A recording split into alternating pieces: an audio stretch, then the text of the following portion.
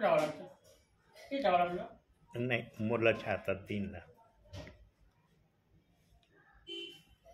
काढावं लागली. काढावं लागलं. नाही नाही, काय नाही, बसून फक्त माझ्याकडे डायरेक्शन करायचं. राहू दे, कपड्याचं काही प्रॉब्लेम नाही. काय नाही. फक्त माझ्याकडे डायरेक्शन मी त्याच्यात येतो का नाही पाहायचं. प्रियांनो, अंतिम समयामध्ये पण देव बाप्पाला आपल्या प्रिय लेकरांची काळजी का आहे? का देव बाप्पा आपल्या प्रिय लेकरांकडे आजही करुणेच्या भावनेने, ममतेच्या भावनेने, प्रीतीच्या भावनेने आम्हाकडे लक्ष देतोय?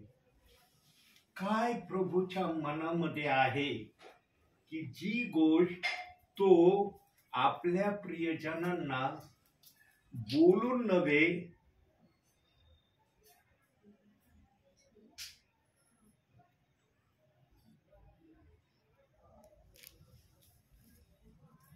होतंय रेकॉर्ड? एक गोष्ट ध्यानात ठेवा प्रियांनो, आज सेवकांना त्या दृष्टिकोनातून काही विश्वासणारे पाहत नाही ज्या दृष्टिकोनातून पाहण्याची देवबाप विश्वासणाऱ्यांकडे अपेक्षा करतो. आणि मी नेहमी हर ठिकाणी सांगत आलोय, आजही सांगणार आहे, जो सेवक फोन करून येत नाही ना, त्या सेवकाचं प्रमाण आहे की तो आत्म्याने आलेला आहे. याला साक्षीदार कोण आहे? आमचा प्रभू आम्हाला घेऊन जाण्यासाठी येणार आहे. करणार आहे का फोन तो की मी आता निघालोय दूतासह स्वर्गातून, तुम्ही रेडी राहा, म्हणजे मला तुम्हाला उचलायला काही प्रॉब्लेम होणार नाही? करणार आहे का आमचा प्रभू असं? आमच्या प्रभूने तर स्पष्ट शब्द सांगितलंय, जसा चोर येतो तसा प्रभूचा दिवस येणार आहे. मग जर प्रभूचा दिवस चोराप्रमाणे येणार आहे तर आम्ही किती जागृत राहिलं पाहिजे, किती प्रभूच्या भयात राहिलं पाहिजे. आजच्या वचनावर देवबाप प्रकाश टाकणार आहे. ते वचन पण याच विषयाला अनुषंगून आहे. काढूया आपण पहिले करंथीकराचं पत्र 9 अध्याय 24 वचन. पहिले करंथीकराचं पत्र 9 अध्याय 24 वचन. शर्यतीत धावणारे सर्व धावतात, पण एकाला बक्षीस मिळते. हे तुम्हाला ठाऊक नाही काय? असे धावा की तुम्हाला ते मिळेल. बघा, शर्यतीत सगळे धावत आहेत. आज प्रभूमध्ये जे जे विश्वासणारे आहेत त्या प्रत्येकाचं धावणं प्रभूमध्ये चाललंय. आता कोण कशा प्रकारे धावत आहे, शारीरिकरित्या किती धावत आहेत, आत्मिकरित्या किती धावत आहे, याचा हिशोब वर जीवनाच्या पुस्तकात प्रत्येक दिवसाला प्रभू लिहित आहे. प्रियांनो, प्रभू कधी हलगर्जीपणा करत नाही. आमच्या जीवनाच्या पुस्तकात लेखनाबाबत कंटाळा करत नाही तो. आम्हाला जसा कंटाळा येतो एखाद्या वेळेस आम्हाला वाटतं जाऊ दे आता नाही, नंतर बघू, आपण नंतर करीन. प्रभू नंतरवर कधीच कोणतं कार्य सोपवित नाही. अखिल जगामध्ये जेवढे विश्वासणारे प्रभूच्या नावावरचे आहेत तेवढ्यांचं लिखाण प्रभू करतोय. प्रभू फक्त आमच्या ताईंचं, तुमचं किंवा माझं लिखाण करतोय असं नाही. अखिल जगामध्ये ज्यांनी ज्यांनी येशू ख्रिस्ताच्या नावावर विश्वास ठेवलाय, गुडघ्यावर येऊन पश्चाताप केलाय, प्रार्थना केली, येशू ख्रिस्ताच्या नावामध्ये बप्तिस्मा घेतलाय, पिता पुत्र पवित्र आत्म्याच्या नावामध्ये, अशा प्रत्येकांचा लेखाजोखा त्यांच्या नावावर आहे. पण या समयामध्ये प्रभूला एक गोष्ट निदर्शनास येऊ राहिली. काय गोष्ट निदर्शनास येऊ राहिली प्रभूच्या? आणि ही गोष्ट सर्व ठिकाणी निदर्शनास येत आहे असं नाही. काही ठिकाणी प्रभूला निदर्शनास काही गोष्टी येऊ राहिल्यात की काही विश्वासणारे प्रभूच्या गोष्टीकड लक्ष देण्यापेक्षा जगाच्या गोष्टीकड अधिक लक्ष त्यांचं केंद्रित व्हायला लागलेलं आहे. जगाच्या मोहाच्या गोष्टीकड त्यांचं मन आकर्षित व्हावयाला लागलेलं प्रभूला दिसत आहे. आता ते कोणते ठिकाण आहेत, ते कोणते विश्वासणारे आहेत, ते तुम्हा आम्हाला जरी माहित नसले पण प्रभूला ते माहित आहे. जे त्याच्यामध्ये चाललेत त्यांना संधी प्रभू देत आहे की आत्मिक जीवनाकडे या, शारीरिक जीवनापासून स्वतःला अलिप्त करत राहा. पण जे प्रियजन दुसऱ्याचं पाहून आपण पण त्याच्यामध्ये इन्व्हॉल्व व्हावं, आपण पण तसंच करावं जसे ते प्रियजन करायला लागलेत, या प्रक्रिया होऊ नये म्हणून सेवकांना प्रभू पाठवतो. न तर सेवक असेच येत नाही प्रियांनो. आणि मी देव बाप्पाला बोललेलो आहे, प्रभू तू दाखवल्याशिवाय मी घर सोडणार नाही, तू बोलल्याशिवाय मी कोणत्या ठिकाणी आपलं मुख उघडणार नाही. कारण जगातला हर विश्वासणारा तुझा वारिसदार आहे, तुझी धनसंपत्ती. हा सेवकांना ते सांभाळण्याचा अधिकार तू दिला, ही तुझी मानता आहे. तू आम्हाला त्या लायकीचं समजलं, ही तुझी कृपा आहे. कारण सेवकांना निवडणं देखील हे देव बाप्पाच्या दयेने होतं. आणि देवापासून निवड झालेल्या सेवकाची ओळख सांगण्याची सेवकाला गरज पडत नाही. कारण बोलण्यावरूनच विश्वासणारे ओळखतात की हे आत्म्यातून बोलतात का बुद्धीचा बोलतात. प्रियांनो, आज शर्यतीत जो जो उतारलेला आहे त्या उतरणाऱ्या प्रत्येक प्रिय लेकराचा शारीरिक आणि आत्मिक दोन्ही लेखाजोखा त्यांच्या नावावर प्रत्येक सेकंदाला प्रभू करत आहे. आता एवढ्या जणांच्या जीवनाच्या पुस्तकात लिहिणं सोपं आहे का? आम्हाला एक वही जर दिली लिहायला तर आम्हाला ते वहीकड पाहून कधी कधी कंटाळा येतो. अरे बापरे, एवढं लिखाण करायचंय मला, अरे बापरे माझा हात किती दुखन, किती माझ्या हाताला वेदना होतील, आम्ही काय काय विचार करतो. प्रभू अखिल जगातल्या विश्वासणाऱ्यांचं प्रति दिवशी कसं लिखाण करत असेल, कसं लिहित असेल प्रभू. प्रियांनो, म्हणून त्याला सार्वभौम हे नाव आहे. असंभवला संभव करणं हे त्याचं नाव आहे. जे आमच्या मनात येऊ शकत नाही त्याच्या पुढच्या घटना आमच्या प्रभू करण्यास सक्षम आहे. अखिल जगाच्या विश्वासणाऱ्यांचं लिखाण करणं इतकं सोपं समजू नका प्रियांनो, पण प्रभू ते लिखाण करत आहे. काही जणांचं लिखाण आत्मिकापेक्षा शारीरिक जास्त जीवनाच्या पुस्तकात लिहिलं जात आहे. म्हणून साठी प्रभू म्हणला की ज्याच्या त्याच्या कृत्याप्रमाणे मी तुम्हाला देईल. आता कृत्य जर केलेले असले तर मिळेल, कृत्यच केलेलं नसलं तर काय मिळेल. आणि जेव्हा न्यायाचा समय येईल ना प्रियांनो, तेव्हा प्रभू शारीरिक गोष्टीचा प्रश्न नाही करणार विश्वासणाऱ्यांना. हे लक्षात ठेवा. कधी पण जो आत्म्याने येतो ना सेवक, त्याच्याच मुखातून ही भाषा तुम्ही ऐकाल. प्रभू हे नाही म्हणणार तुम्ही जगामध्ये मौज मजा करण्यासाठी पृथ्वीवर असताना किती वेळेस गेले, कुठं कुठं गेले, कशा कशा प्रकारे गेले, किती दिवस त्या ठिकाणी तुम्ही राहिले, हा प्रश्न केला जाणार नाही. प्रभू हे विचारेल न्यायाच्या दिवशी. ज्यांना आवश्यक वाटन त्यांनाच विचारेल, असं नाही की सर्वांना एकसारखं विचारेल. प्रत्येकाला ज्याच्या त्याच्या कृत्याप्रमाणे शब्द वापरलाय त्याप्रमाणे प्रश्न विचारले जातील. माझ्यासाठी पृथ्वीवर तू काय केलं, आणि ज्याने काय केलेलं असेल ते सांगून. मी बायबल वाचायचो, चर्चला जायचो, सेवक आले तर तुझ्या बायबल मध्ये सांगितलं दान देणं हे परमेश्वराचं गिफ्ट आहे, हे गिफ्ट मी देत होतो. जे जे नीतीचे कृत्य सत्कार्य केलेले असतील, आत्मा त्या ठिकाणी बोलणार आहे. प्रियांनो, भावी जीवनामध्ये विश्वासणाऱ्याने फक्त एका गोष्टीची खबरदारी घेणं गरजेचं आहे. कोणती गोष्ट? आम्हाला प्रभू समोर उभं राहायचं आहे आत्म्याने. त्या आत्म्याला प्रभू समोर काहीतरी बोलण्याची जागा आम्ही इथं तयार करावी.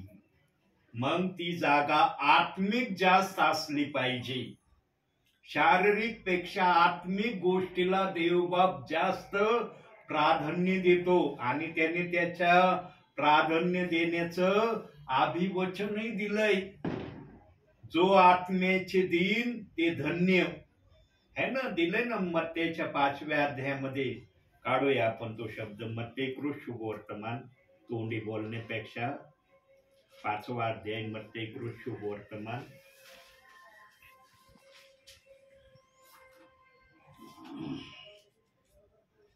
या आत्म्याचे दिन ते धन्य, कारण स्वर्गाचं राज्य त्यांचं आहे. कुणाचं आहे ते राज्य? जे आत्म्याचे दिन आहेत, जे प्रभूच्या आत्म्याप्रमाणे करण्याची प्रक्रिया करतात, त्यांना स्वर्गाचं राज्य देण्याचं प्रभूने अभिवचन दिलंय. खाली पण धन्यतेचे वचन दिलेत, परंतु जे आत्म्याविषयी बोलण्यात आलंय ते मात्र प्रत्येक ठिकाणी वर्णन करण्यात आलेलं नाही. मग दयाळू वगैरे धार्मिक याच्याविषयी पण देवबाप बोललाय, पण आत्म्याविषयी आत्म्याचे प्रियजन डायरेक्ट स्वर्गामध्ये जाणारे. आज तुम्ही पण धावत आहात हे ना, प्रभूमध्ये आहात म्हणजे तुम्ही प्रभूमध्ये धावत आहात. प्रभूच्या नजरेमध्ये आम्ही धावणारे प्रियजन आहेत. पण आजच्या दिवसामध्ये आम्ही प्रभूच्या गोष्टी किती केल्या आतापर्यंत? कोणत्या गोष्टी आम्हाला आठवतात की अरे आम्ही एकांतामध्ये म्हणा किंवा सामूहिकरित्या म्हणा आम्ही प्रभूच्या चरणाजवळ आलो? हे महत्वाचं आहे. आणि या गोष्टी शारीरिक गोष्टीपेक्षा आत्मिक गोष्टी तुम्ही हे बघा प्रियांनो, तुम्ही गुप्त प्रार्थना नसल करत ना, आजपासून गुप्त प्रार्थना करण्याचं नियोजन करा. पण त्या गुप्त प्रार्थनेला असं करायचं नियोजन बनवा की ती गुप्त प्रार्थना फक्त प्रभूला आवडली पाहिजे. मनुष्याला जरी आवडली नाही ना हरकत नाही, पण प्रभू म्हणलं पाहिजे माझ्या XYZ विश्वासणाऱ्याच्या गुप्त प्रार्थनेने मी संतुष्ट झालो. जसा प्रभू म्हणतो दानाने मी संतुष्ट होतो, तसा आत्मिकरित्या जी गुप्त प्रार्थना आहे त्याने पण आम्ही प्रभूला संतुष्ट केलं पाहिजे. प्रियांनो, मी तरुणपणात जेव्हा होतो तेव्हा मला चांगलं आठवतंय, हे बघा बायबल असल्यावर आणि प्रभूचा आत्मा बोलत असताना पवित्र आत्मा कधी खोटं बोलत नाही. पवित्र आत्म्याच्या डिक्शनरी मध्ये खोटा हा शब्दच दिलेला नाही. पवित्र आत्मा जे पण बोलतो सत्य बोलतो आणि ज्यांनी काही जमा केलं असेल ते सांगण्याची पण प्रेरणा सेवकाला पवित्र आत्माच देतो. मी जेव्हा तरुण होतो, प्रभूमध्ये आलो होतो, तेव्हा मला काही प्रभूचं माहिती नव्हतं की आता मी प्रभूवर विश्वास ठेवले, पण करायचं काय? ना चर्च होतं माझ्याजवळ ना काय होतं, फक्त मी विश्वास ठेवला होता. प्रभूने माझ्या जीवनात महान कार्य केलं म्हणून मी प्रभूकडे आलो. मी बायबल वाचायचो आणि काय मला माझ्या मुखात जे काय भोळे भाबडे शब्द निघायचे ते मी गुप्तरित्या बोलायचो. तेव्हा तर मला माहिती नव्हतं की गुप्त प्रार्थना करायची असते म्हणून, पण मी दिवसातून 7 वेळेस असं करायचो. आणि बायबलमध्ये सांगितलंय मी दिवसातून 7 वेळेस तुझ्या नावाला धन्यवाद देईन. 119 स्तोत्रामध्ये आणि 100च्या पुढं वचनामध्ये या गोष्टीला सांगण्यात आलंय की मी तुझा धन्यवाद दिवसातून 7 वेळेस करेन. 7च वेळेस का? पवित्र आत्म्याने त्या वचनामध्ये प्रावधान दिलं, कारण 7 हा आकडा परिपूर्णतेचं दर्शक आहे. आमच्या प्रभूने 6 दिवस कार्य करून 7व्या दिवशी विश्रांती घेतली, म्हणजे ते पूर्ण विरामाचा शब्द आहे. आणि प्रियांनो, जरी मी नवीन होतो, मला देवबाप्पाची काही एवढी माहिती नव्हती, पण मी दिवसातून 7 वेळेस असं करायचो. मग देवबाप्पानी पाहिलं, अरे या माझ्या लेकराला माझ्याविषयी काहीच माहिती नाही. मग माझ्या नावाविषयी इतरांना माहिती मिळायला लागली. इतर जण सांगायला लागले इतर जणांना की अरे ते पगारीचं पोरग प्रभू येशू ख्रिस्तावर विश्वास ठेवणार झालंय. आणि मग ही बातमी कोठीपर्यंत माझी गेली. आणि मग कोठीवरचे नंदू कांबळे या सेवकांच्या माध्यमातून मला चर्च मिनिस्ट्रीमध्ये किंवा चर्चला जाण्याचे माझे मार्ग मोकळे झाले. प्रियांनो, मी विश्वास ठेवला, लगेच मला चर्च मिळालं आणि मी चर्चला जायला लागलो असं झालं नाही. देवबाप्पांनी पाहिलं याने विश्वास ठेवलाय, हा माझ्यासाठी काय करतो. आणि जेव्हा मी विश्वास ठेवला, मी जास्तीत जास्त वेळ माझा प्रभूसाठी खर्च करायचा. बायबल इतकं ध्यान देऊन वाचायचो, मला इतका आनंद व्हायचा. ते बायबल वाचन करत असताना मला काय माझ्या आत्म्यात आणि हृदयात व्हायचं ते मी सांगू शकत नाही. पण एवढा शब्द सांगल की फार आनंद माझ्या हृदयात व्हायचा. आणि मग त्यावेळेला लिखाणाच्या द्वारे असं पुणे केंद्रावरून इतर केंद्रावरून बायबलच्या अभ्यासाचं यायचे. मला ते अध्यायावर प्रश्न उत्तर यायचे. हर ठिकाणच्या प्रश्न उत्तरांचं मी केंद्राला पाठवलं. त्यांचे सर्टिफिकेट माझ्याकडे होते. इतके सर्टिफिकेट मी जमा केले. जेव्हा मी एका सेवकाला दाखवले, त्यांना आश्चर्य वाटलं, म्हणजे इतके सर्टिफिकेट तुम्ही मिळवले. मला एवढं मी हे मला देतात पाकिटामध्ये जे काय असतं ते वाचायचं, त्याचे प्रश्न उत्तर खाली दिलेले असते प्रश्न आणि उत्तर यायला सांगतात. मी लगेच ते वाचन केलं की लक्षात येतं, अरे इथं हे वाचलं, लगेच मी उत्तर द्यायचं.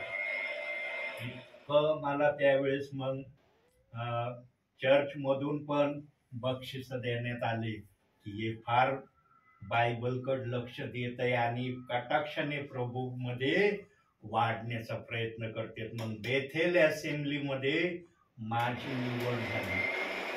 पहिलं चर्च देवबाप्पाने मला बेथेल असेंब्ली हे चर्च दिलं आणि त्या चर्चच्या माध्यमातून मग माझी वाढ झाली. मग पुढं चालून वेगवेगळे माझे चर्च बदली झाले काही कारणामुळं, तो भाग वेगळा आहे. पण 2007ला देवबाप्पाने स्वतः मला दर्शन दिलं आणि सांगितलं, तुला या वाटेने चालायचं आहे, या वाटेने चलशील, मी तुला आशीर्वादित करेन. आणि माझ्या देवाने खरोखर मला ज्या वाटेने चालण्याचं सांगितलं त्या वाटेवर मी इमानदारीने चाललो.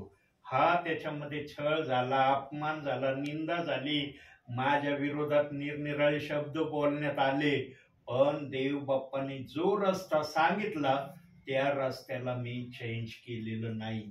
आणि जोपर्यंत प्रभूने सांगितलेल्या वाटेवर मी राहील तोपर्यंत माझ्याकडून प्रभूची सेवा होईल, हे मला खात्रीपूर्वक सांगता येतं. आणि हे आहे धावणं, सेवकांचं हे धावणं आहे. विश्वासणाऱ्यांचं धावणं काय आहे? विश्वासणाऱ्यांचं सर्वात मोठं धावण्याचा पहिला प्रकार काय आहे? जे जे सेवक, जे जे सिस्टर, जे जे ब्रदर आपल्याकडे प्रेयरला येतील, ते जे काय वचनातून तुम्हाला सांगतील पवित्र आत्म्याच्या मार्गदर्शनाने, ते ऐकून त्याप्रमाणे करणं, म्हणजे तुम्ही पण धावणाऱ्यांच्या लिस्टमध्ये आहात. असं समजू नका की सेवकाला धावायची परवानगी आहे, विश्वासणाऱ्यांना नाही. विश्वासणाऱ्यांना तर सेवकापेक्षाही जास्त धावण्याची संधी देवबाप्पाने दिली. सांगा आता, तुमच्या परिवारामध्ये एकच सेवक प्रार्थनेला येतात का? वेगवेगळे सेवक पूर्वी येत असतील. आता या अंतिम समयात काही सेवक गण ठंडे झालेले असतील, काही जण येत नसतील तो भाग वेगळा आहे. पण यापूर्वी मला आठवतंय की निरनिराळ्या ठिकाणी सेवक गण प्रार्थनेला गेल्याशिवाय राहत नव्हते, ब्रदर पण गेल्याशिवाय राहत नव्हते, आमच्या बहिणी पण सेवा करायला जात होत्या, हे मी स्वतः अनुभवले.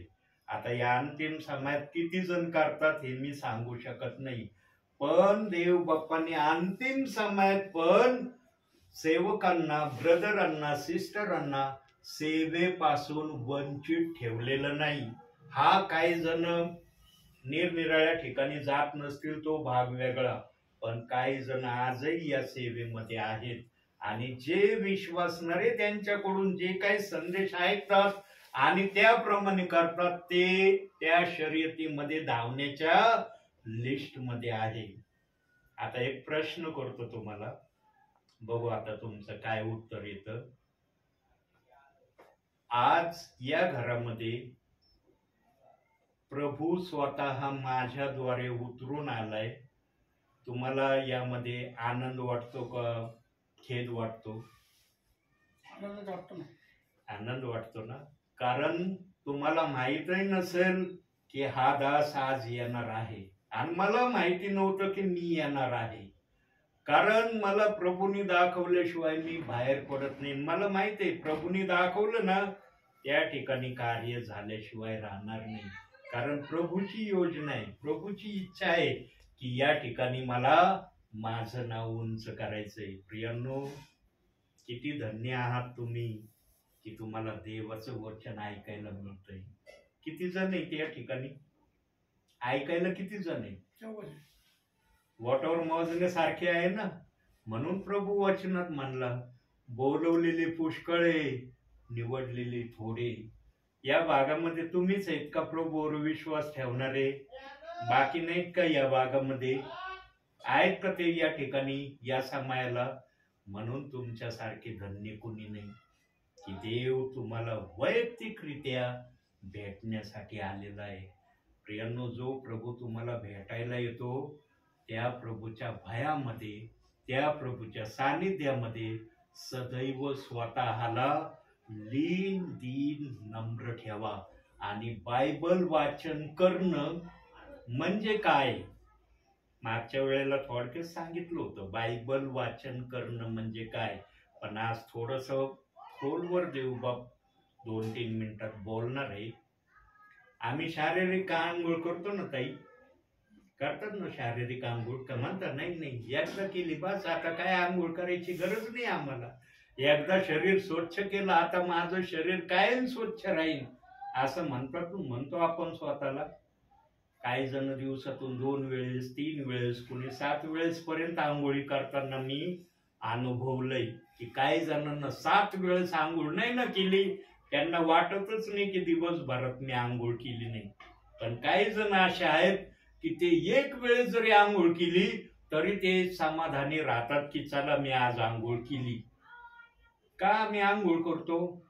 कारण आमचं हे शरीर नेहमी स्वच्छ राहावं म्हणून करतो. आतल्या भागाला स्वच्छ करण्यासाठी आम्ही हात घालतो का आतमध्ये? किडनीला, हृदयाला, फुफ्फुसाला, श्वासनलिकेला आम्हाला ते स्वच्छ करता येतं? ते कसं स्वच्छ करता येईल आम्हाला? ते स्वच्छ करण्याचं माध्यम काय? या पवित्र शास्त्राचे आम्ही वचन जेवढे वाचू, आत्मसात करू, ते आमच्या आतल्या पार्टांना शुद्ध आणि पवित्र ठेवीत असतात. बाप्तिस्मेच्या विधीच्या द्वारे प्रभू आम्हाला पूर्णपणे शुद्ध आणि पवित्र करतो, पण ती पवित्रता, ती शुद्धता आम्ही कायमस्वरूपी टिकवून ठेवावी म्हणून वचनाकडे लक्ष देणं गरजेचं आहे. वचन वाचणं महत्वाचं आहे. पण अंतिम समयात दिसतंय प्रियांनो, काही तरुण भाऊ, तरुण मुली पवित्र शास्त्र वाचत नाही, हे माझ्या निदर्शनास आले. आणि मी त्यांना तसं विचारलं. प्रियांनो, जेव्हा पण मी पवित्र आत्म्याच्या उपस्थितीमध्ये कोणाला प्रश्न केला ना, त्या प्रियजनांनी कधीच खोटं मला बोलले नाही, खरंच बोलले. केलेलं असलं होयच म्हणले, नसलं केलेलं नाहीच म्हटले. जे नाही म्हटले तरुण भाऊ, तरुण मुली, त्यांना म्हणलं आजपासून तुम्ही हे सुरू करा. आजपासून जरी स्टार्ट केलं ना तरी देवबाप खुश होईल. आणि मग त्यांना एक वचन दाखवलं. आता ते वचन तुम्हाला दाखवतो. मत्ते कृत शुभवर्तमान 19वा अध्याय 30वे वचन. मत्ते कृत शुभवर्तमान 19वा अध्याय 30वे वचन. परंतु जे पहिले ते शेवटले आणि शेवटचे ते पहिले असे पुष्कळ जणांचे होईल. प्रियांनो, ज्यांनी सुरुवातीपासून बायबल वाचन केलंय त्यांना प्रभू शेवटी देणार आहे. पण ज्यांनी सेवकाच्या सांगण्याने स्टार्ट केलंय आजपासून त्यांना देवबाप पहिल्या स्थानी आणणार आहे. बघा प्रभूचं गणित कसं आहे. जे प्रभू मध्ये मुळवलेले आहेत, वाढलेले आहेत, त्यांना प्रभू शेवटच्या रांगेमध्ये उभं करणार आहे. आणि जे जस्ट आलेले आहेत करण्याच्या प्रक्रियेमध्ये त्यांना प्रभू पहिल्या स्थानावर ठेवणार आहे. मग एक दाखल्याची प्रभू मला आठवण करून देतो. तो दाखला असा आहे की काही मजुरांनी शेतामध्ये 8 घंटे त्यांनी काम केलं. पण एक मजूर आला, त्यांनी फक्त 1 तास काम केलं. शेतामध्ये फक्त 1 तास काम केलं. पण बाकीच्यांनी 8 घंटे त्यांनी शेतामध्ये काम केलं. आणि जेव्हा मजुरी देण्याची वेळ आली तेव्हा जे प्रियजनांनी पाहिलं की अरे हा व्यक्ती 1 तास काम करण्यासाठी आलाय, बघू प्रभू यांना किती मजुरी देतो. जेव्हा मजुरीचा वेळ आली तेव्हा प्रत्येकाला प्रभूने एक एक पावली दिली. आणि जो 1 तासाकरता शेतात आला होता त्याला पण प्रभूने 1 पावली दिली. मग काही जणांनी पाहिलं ते मनात कुचबुच करायला लागले. हो, 1 तास काम केलं, आमच्या दिवसभराची मजुरी याला देण्यात आली. आणि प्रभू विषयी ते संशयात राहण्याचा त्यांनी प्रयत्न केला. तेव्हा प्रभू म्हणाला, गड्यांनो, मी तुमच्याशी काय करार केला होता? 8 घंटे माझ्या शेतात काम करा, तुम्हाला 1 पावली मी देणार. आता हा शेवटच्या 8व्या तासाला आलेला व्यक्ती आहे. मी जो करार केलेला आहे 1 पावली देण्याचा, याने भलं 1 तासाचं काम केलं, पण याने माझ्या शेतात काम केलं म्हणून हा पण 1 पावली घेण्याचा हकदार आहे. या दाखल्यातून आजच्या समयामध्ये प्रभूला आपल्या विश्वासणाऱ्यांना काय बोध आणि इशारा करायचा आहे? जे प्रियजन प्रभूच्या मार्गामध्ये नीटनेटके चालत नाहीत, व्यवस्थितपणे प्रभूला दिसत नाही, त्यांनी या समयामध्ये स्वतःला नीटनेटकं करावं, व्यवस्थित बनण्याचा प्रयत्न करावा. म्हणजे त्यांना पण स्वर्ग म्हटलेल्या ठिकाणी प्रभू घेण्याची अपेक्षा करील.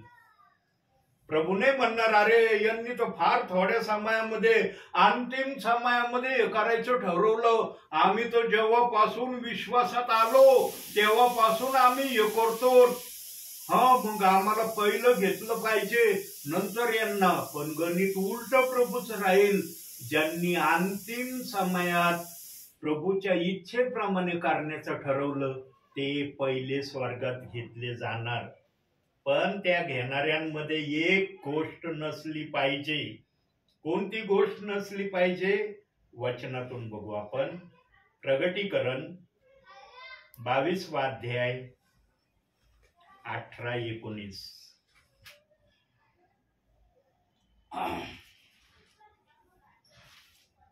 या पुस्तकातील संदेश वचने ऐकणाऱ्या प्रत्येकाला मी निश्चयपूर्वक सांगतो की जो कोणी यात भर घालेल त्याच्यावर या पुस्तकात लिहिलेल्या पिढा देवानी, आणि जो कोणी या संदेशाच्या पुस्तकातील वचनातून काही काढून टाकतील त्याचा वाटा या पुस्तकातील वर्णलेल्या जीवनाच्या झाडातून व पवित्र नगरातून देव काढून टाकेल. जो पण विश्वासणारा अंतिम समयामध्ये प्रभूच्या इच्छेप्रमाणे करण्यासाठी स्वतःला तयार करण्याचा प्रयत्न करील, त्या विश्वासणाऱ्यांनी वचनाचं दोषी नसलं पाहिजे. त्याने बायबलच्या कोणत्याही वचनाचा विरोध केलेला नसला पाहिजे. हे ऐकण्या अगोदर जर त्यांनी एखाद्या वचनाला दोष देत राहिले, एखाद्या वचनाच्या विरोधात बोलत राहिले, पण ऐकल्यानंतर त्यांनी वचनाप्रमाणे करण्याचा प्रयत्न सुरू केला, देवबाप मागचे पाप त्यांचे आठवणार नाही आणि त्यांना पण प्रभू बरोबर स्वर्गामध्ये राज्य करण्याची संधी मिळणार. आणि ही संधी हर विश्वासणाऱ्यांना उपलब्ध व्हावी म्हणून साठी हा दास प्रेषित 2:38 वचनाच्या प्रमाणावरचा संदेश सांगत आहे. सांगा, माझ्याशिवाय अन्य कोणी येतोय तुमच्याकडे प्रेषित 2:38 वचनाचं वचन सांगायला? आठवतं की पगारी पास्टर येतात, पगारी पास्टरांसारखे अन्य ब्रदर म्हणा किंवा सिस्टर म्हणा आमच्याकडे येतात आणि आम्हाला हेच वचन वेगळ्या पद्धतीने प्रेषित 2:38 आम्हाला सांगतात. आठवतंय तुम्हाला? हाय नाव कोणाचं की आमच्याकडे येतात ब्रदर तुमच्या व्यतिरिक्त हे वचन सांगणारे? प्रियांनो, या वचनाची सेवा करणारे सेवक कमी आहेत आणि ज्या सेवकांना प्रभूने या वचनाची सुवार्ता सांगण्यासाठी अभिषिक्त केलंय ते सेवक प्रभूच्या सांगण्याप्रमाणे केल्याशिवाय राहणार नाही. आज कोणता दिवस आहे माहिती आहे तुम्हाला? कोणता दिवस आहे सांगण्याची आवश्यकता आहे. तरी देव बाप्पाला आज तुमची आठवण झाली म्हणजे देव बाप तुमच्या विषयी किती प्रसन्न आहे, किती प्रभू तुमच्या विषयी खुश आहे हे तुम्ही लक्षात घ्या.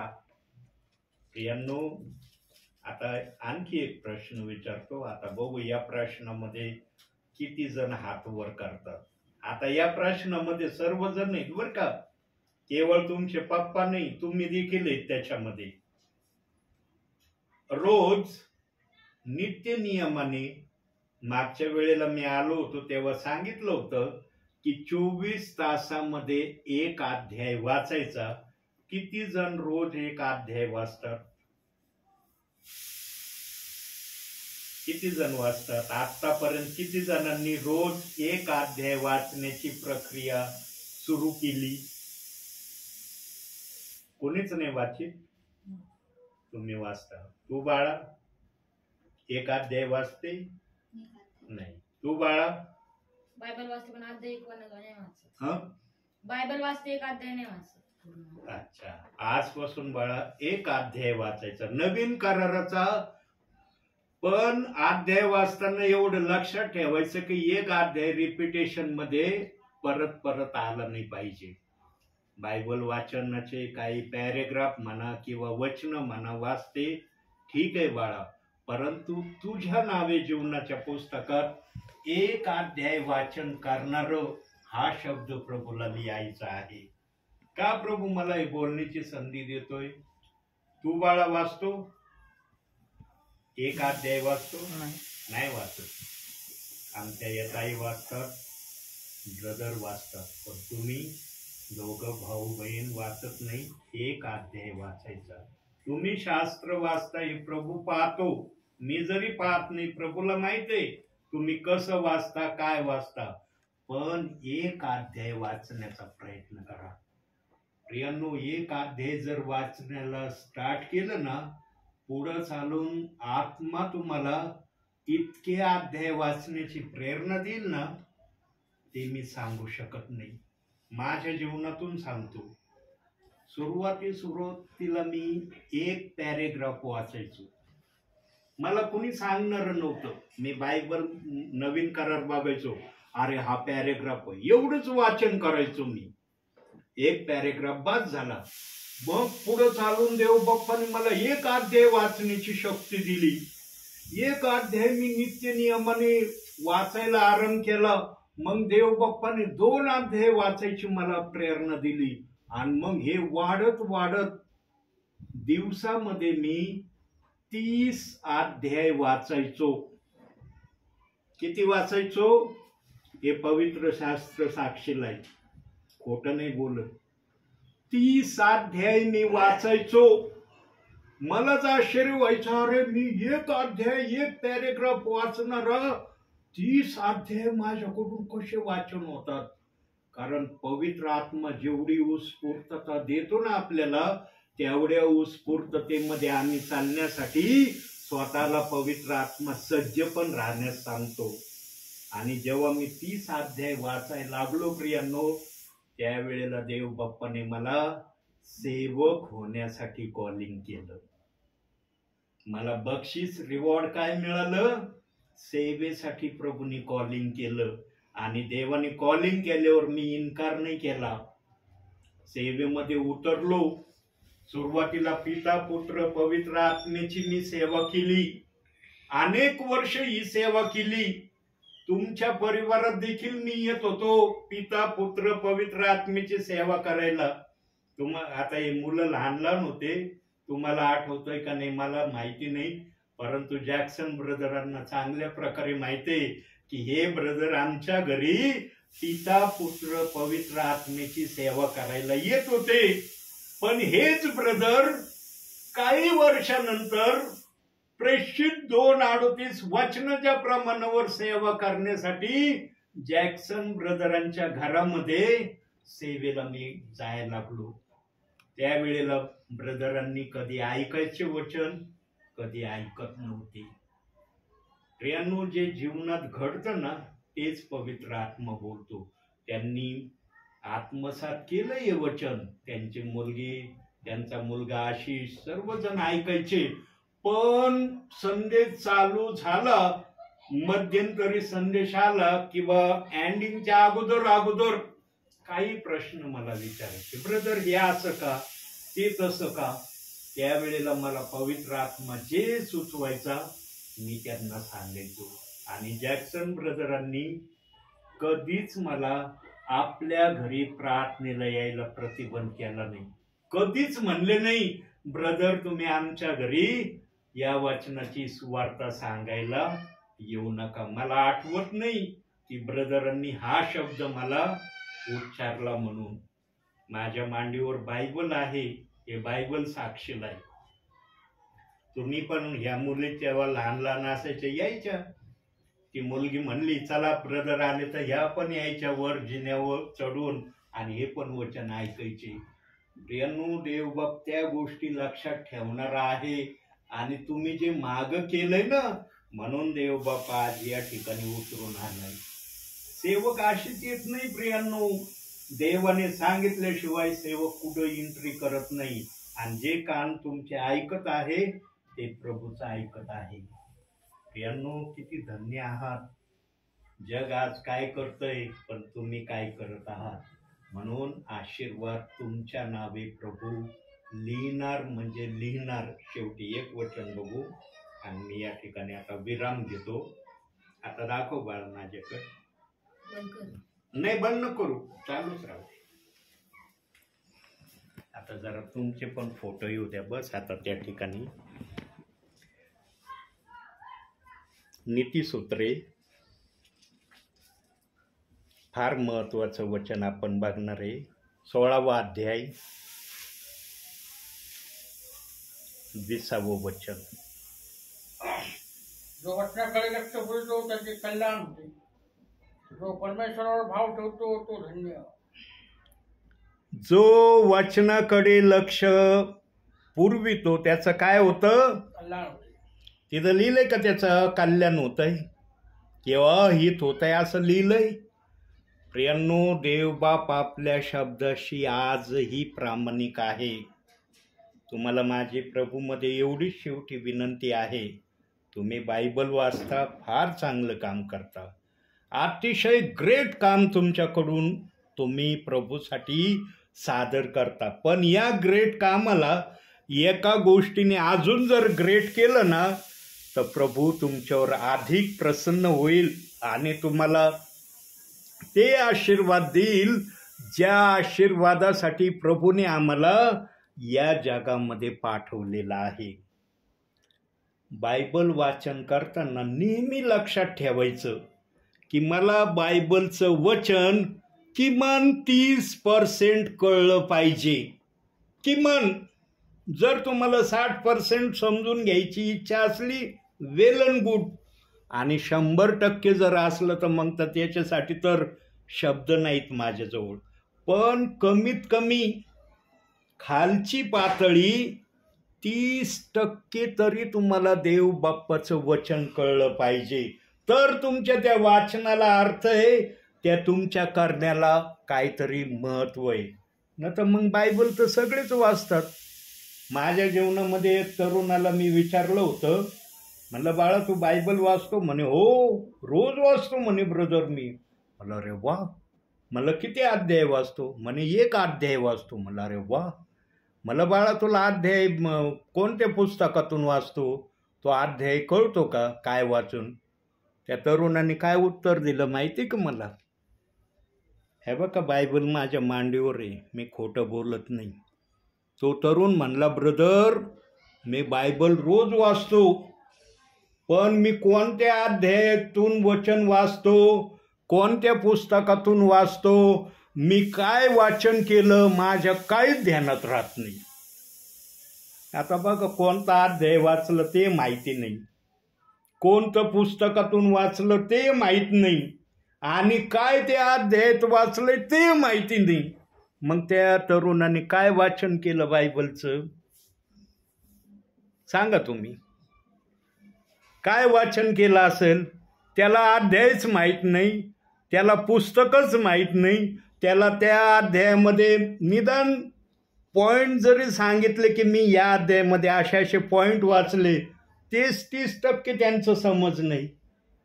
100% अध्याय कुणाला समजू शकत नाही, आणि ज्यांना समजण्याचं प्रभूने ज्ञान दिलंय ते अतिशय आशीर्वादित आहे.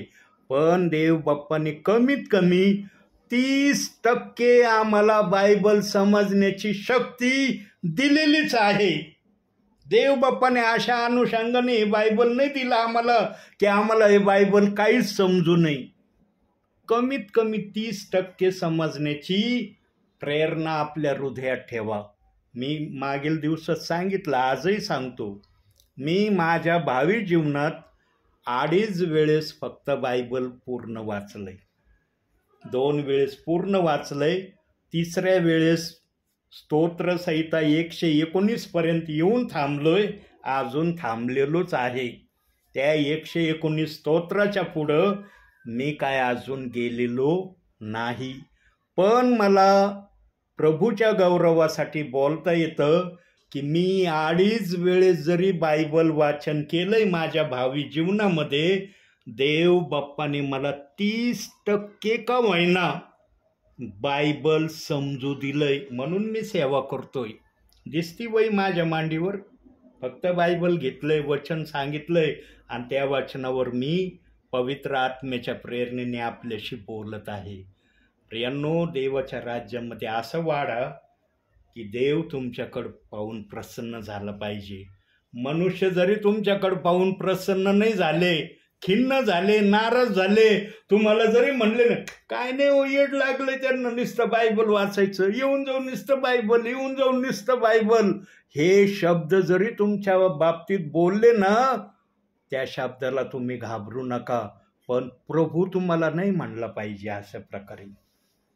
प्रभूला अति प्रसन्नता होते प्रियांनो जो प्रभूच्या वचनात राहतो. का देव बाप उतरून आलाय आज या ठिकाणी? काय कारण आहे प्रभूला उतरून येण्याचं? आत्ताच ब्रदर म्हणले तुम्ही बबलू ब्रदरकडे गेले होते का? त्यांच्याकडे मी प्रार्थनेला जाऊन आलो. तुमच्याकडे जेव्हा प्रार्थनेला आलो होतो त्यानंतर एक 5 किंवा 6 दिवसांनी मी त्या ठिकाणी प्रेयरला गेलो, आणि त्या संदेशामध्ये मी उल्लेखही केला आहे, तुमच्या नावाचा उल्लेख केला आहे. त्या परिवाराला पण मी सांगितलं की तुमच्याकडे प्रार्थनेला आलो होतो, पण तुमच्या घराला टाळं होतं म्हणून मी या ठिकाणी आलो. अशा तऱ्हेचा संदेश मी मागील दिवसामध्ये सांगितला आहे. प्रियांनो, शेवटी एक वाक्य बोलतो, डोळे बंद करा आता. जीवनामध्ये कुणी पण प्रभूच्या नावाने आलं ना, त्याचं नेहमी आगत स्वागत करा, आणि त्यांच्याजवळ जो पण निरोप असेल किंवा प्रार्थना करण्याच्या अनुषंगाने आलेले असेल त्यांचा त्या प्रकारे त्यांना करू देण्याची प्रक्रिया आपल्या जीवनामध्ये ठेवा. जो सेवकाचा आदर करतो तो प्रभूचा आदर करतो असं प्रभू म्हणतो. म्हणून आजच्या छोट्याशा संदेशातून देवबाप तुम्हाला आणि मला भरपूर आणि भरपूर आशीर्वाद देऊ. आमेन.